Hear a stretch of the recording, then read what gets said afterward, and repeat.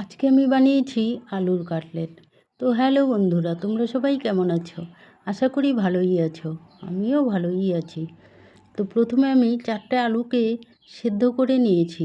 তারপর আলুগুলোকে ছুলে ম্যাশ করে নিলাম। তারপরে 4টে ব্রেডকে গ্রাইন্ডারে দিয়ে গুঁড়ো করে নিয়েছি। তারপর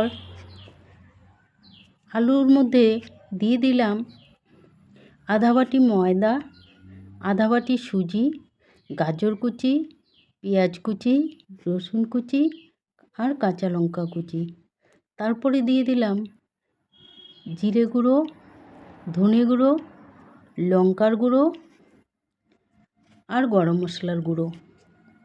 তারপরে 1 প্যাকেট ম্যাগি মশলার গুঁড়ো দিয়ে দিলাম।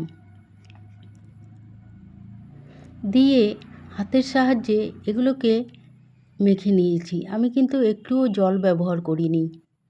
তারপর হাতের মধ্যে তেল মেখে ডোগুলোকে এই শেপে তৈরি করে নিয়েছি। ওদিকে আমি একটা বাটির মধ্যে নিয়ে নিলাম কিছুটা পরিমাণে কর্নফ্লাওয়ার আর অল্প পরিমাণে নুন দিয়ে দিলাম। দিয়ে অল্প জল দিয়ে একটা ব্যাটার তৈরি করে নিয়েছি।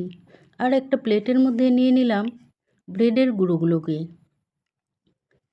তারপরে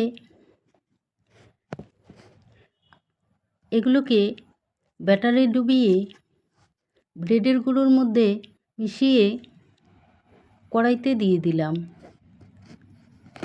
একে একে প্রতিটাকেই একই রকমভাবে আমি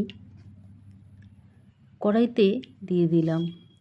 দিয়ে গ্যাসের ফ্লেমটাকে একদম লো করে দিয়েছি, যাতে এগুলো পুড়িয়ে না যায় আর খুব ভালোভাবে ভাজা হয়।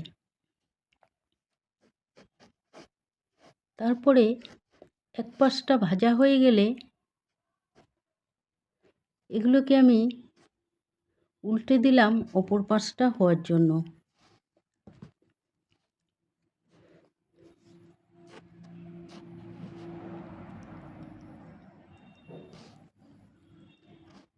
তো আমার রেসিপিটা তোমাদের কেমন লাগলো?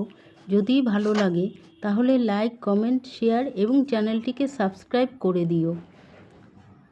তো এগুলো ভাজা হয়ে গেলে একে একে এগুলোকে নামিয়ে নিলাম। তারপরে আরও কিছুটা ডো ছিল, আরও একবার আমি ভেজে নামিয়ে নিয়েছি।